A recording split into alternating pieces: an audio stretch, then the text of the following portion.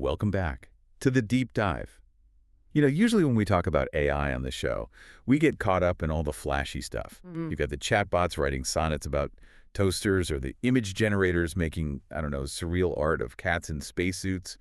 It's fun. It's visible. It is. It's less Blade Runner and more Industrial Revolution, isn't it? But honestly, this is where the actual tectonic plates are shifting. They really are. And the reason we're looking at this today is because of a shift that is, um, honestly, it's harder to wrap your head around than the initial GPT boom. Yeah. We're digging into a collection of sources today, headlined by a piece called The Architect's Pivot, Engineering Trust in the Agentic Era by AI strategist Johan Steyn. We're also pulling in some data from Forbes, Databricks, and reports from the Times of India. And the central theme here is really survival, not in some dramatic, end of the world sense, but professional survival.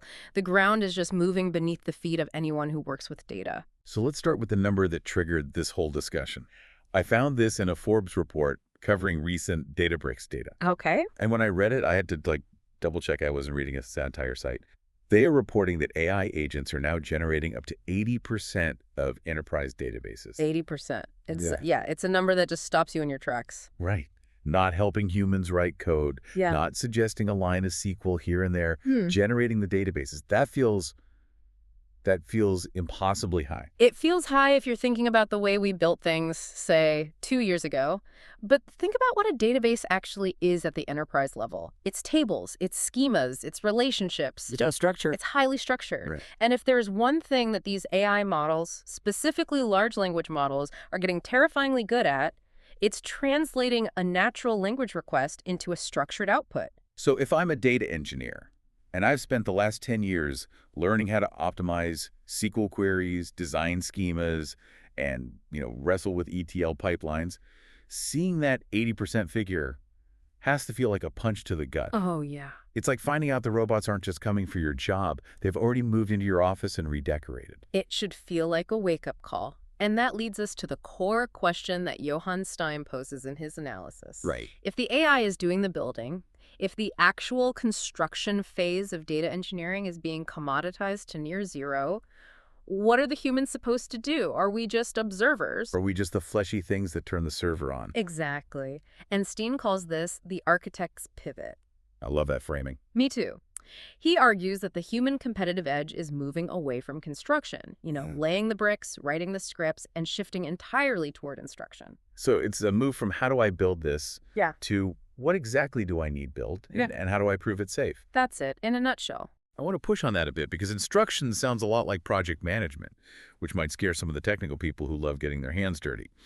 But before we get there, let's contextualize what we're losing.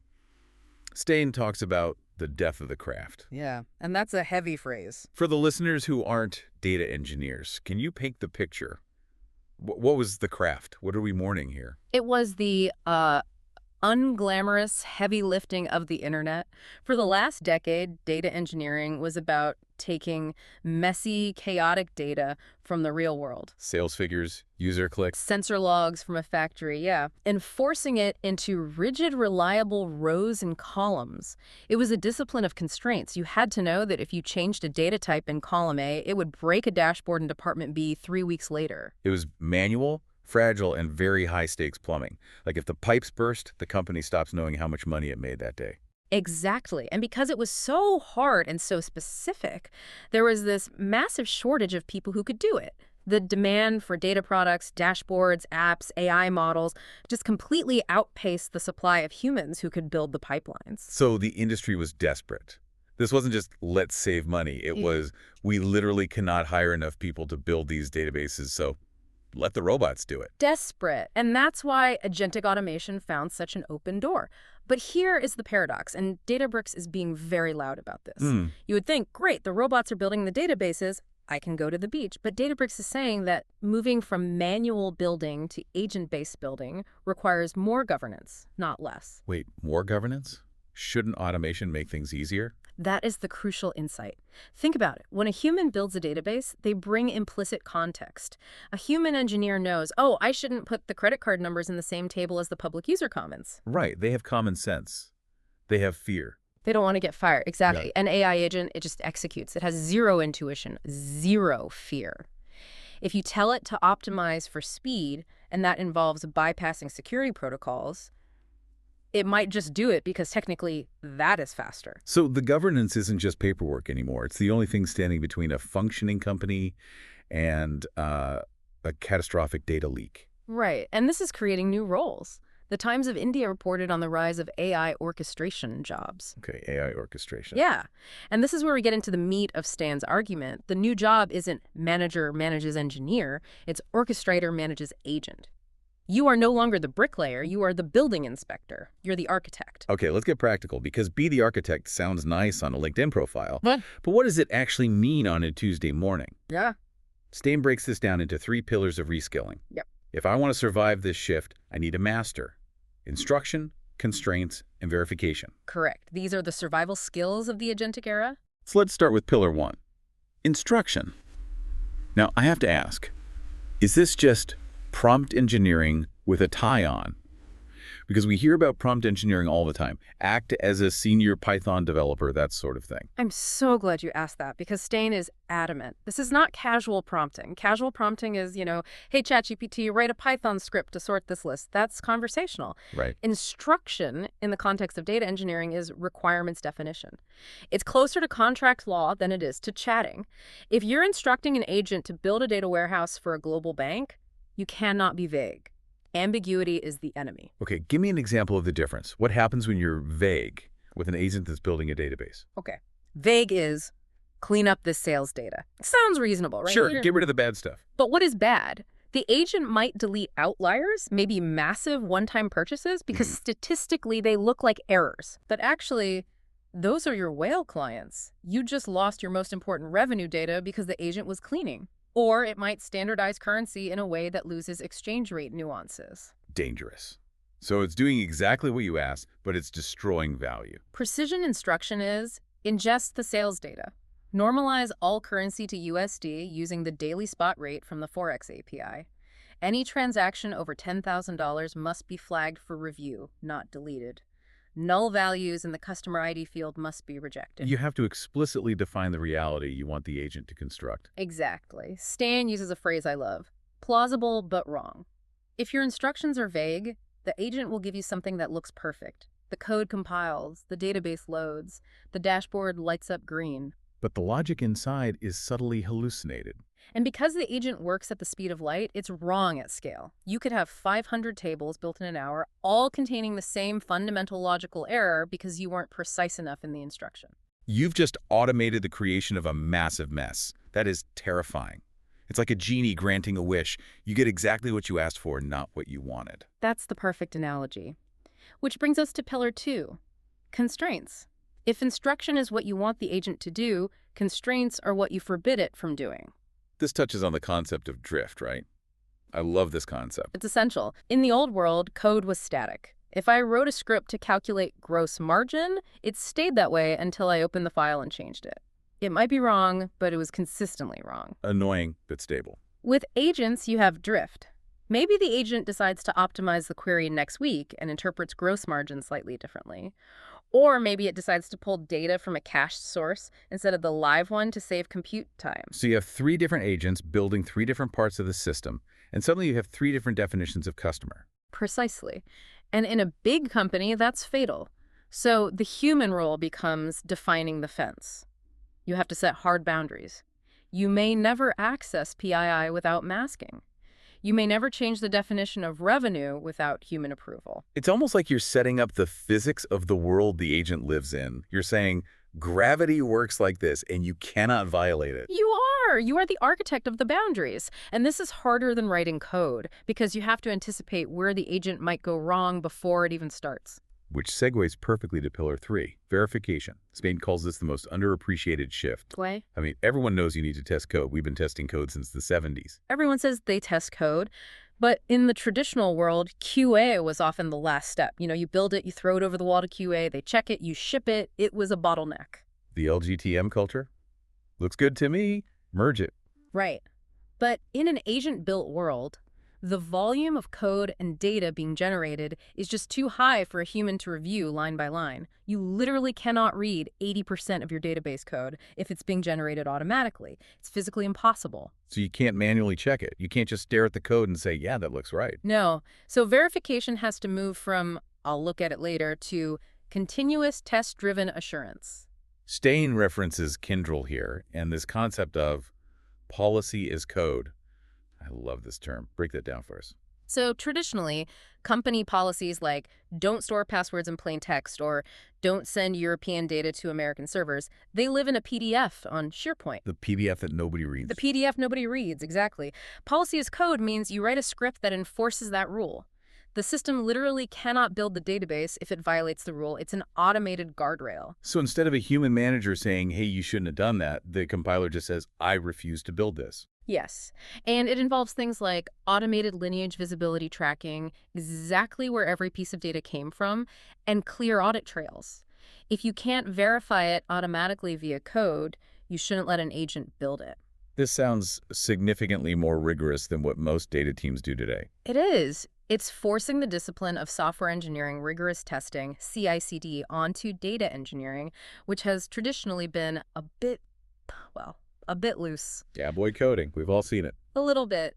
But you can't be a cowboy when you're managing a swarm of robots. But this creates a massive problem, doesn't it? Steyn calls it the talent paradox. And this is something I really worry about.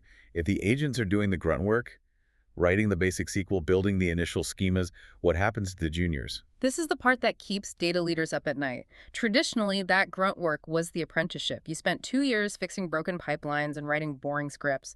That sucked, but that's how you learn the mental model of the data. You learned where the bodies were buried. It's the Karate Kid, right? Wax on, wax off. You do the repetitive motion to learn the muscle memory. Exactly. If the AI does the wax on, wax off, the human never learns the karate. We risk creating a generation of supervisors or orchestrators who know how to tell the agent what to do, but don't actually understand the fundamentals well enough to spot when the agent is lying. They lack the intuition. They can't see that plausible but wrong error because they've never built the system themselves. They're just pushing buttons. Right. They can fly the plane on autopilot, but if the autopilot fails, they don't know how to land. So what's the solution? Do we just stop hiring juniors? No, that would be a disaster. Steyn argues that organizations have to implement deliberate practice. That sounds like homework. It sort of is. It means you don't just let the junior watch the agent work. You might have the junior attempt to solve the problem first, manually, and then compare their solution to the agent's. Or you have them perform structured failure analysis. Like an autopsy on broken code. Yes. Instead of writing the code, their job is to audit the agent's code. Find the bug I planted in this agent's output. It shifts the learning model from construction to debugging and verification. That is a huge cultural shift that requires mentorship. It requires companies to pay people to learn, not just to produce. And in this economy, that's a hard sell. But the alternative is that in 5 years, your senior architects retire, and you have a mid-level layer that doesn't know how the engine works. That's an existential risk. You become a company that doesn't understand its own systems. Let's zoom out to the strategic level. We have listeners who are CTOs, VPs of data, team leads. Steyn outlines a strategic pivot. What does this look like on Monday morning? For the business leaders, Steyn suggests a mindset shift. Treat agent automation like finance automation. Meaning It's a risk management game. You don't let a junior accountant wire $1 million without 2 signatures. What? Similarly, you define risk tiers. Low risk. Agent can build and deploy the lunch menu dashboard. High risk. Agent touches customer financial data. High risk requires human-in-the-loop verification. And you have to change what you measure. 100%. Don't measure velocity. Don't measure lines of code. Yeah. An agent can generate 1 million lines of code in a minute. Who cares? Measure the mess. Measure data quality incidents. Measure rework. Measure time to trust. If the agent builds it fast but it takes you 3 days to verify it, you haven't saved any time. And for the data leaders, the people managing these teams, They need to build a specification and verification discipline. It sounds bureaucratic, but it's essential. You need standardized templates for requirements. You can't just email the agent. and Steyn mentions documentation, which is everyone's least favorite thing. But here's the beauty of it. If the agent builds the code, the agent should write the documentation. That seems only fair. Steyn insists on this. Every agent-generated asset must ship with tests and documentation. If the agent can't explain what it did and prove it works, the code is rejected. I like that rule. No documentation, no deploy. It forces the accountability back onto the system. So as we wrap up, Steyn lists a few skills that travel. If I'm listening to this and I'm worried about my career, what are the things the AI can't do yet? What should I double down on? Domain understanding is number one. You have to understand the business. The AI knows SQL, but it doesn't know why your company recognizes revenue differently than your competitor. That context, the history, the politics, the reason why is in your head, not in the training data. So get out of the code editor and go talk to the sales team. Exactly. Become an expert in the business, not just the syntax. Second is precision in communication. Being able to translate fuzzy business needs into those concrete constraints we talked about, it's almost a translator role. And finally, A testing mindset, professional skepticism. assume the robot is wrong. Always assume it's wrong until it proves it's right. That skepticism is now a job requirement. You are the gatekeeper. It's a fascinating inversion. We used to be the builders, now we are the regulators. The architects of trust, as Steyn puts it. The conclusion of Steyn's piece is really powerful. He says the winning organizations won't be the ones with the flashiest agents or the most H100 GPUs. Everyone is going to have access to the same models. The models are becoming commodities. Everyone has GPT-4 or whatever comes next. The differentiating factor, the alpha, is trust.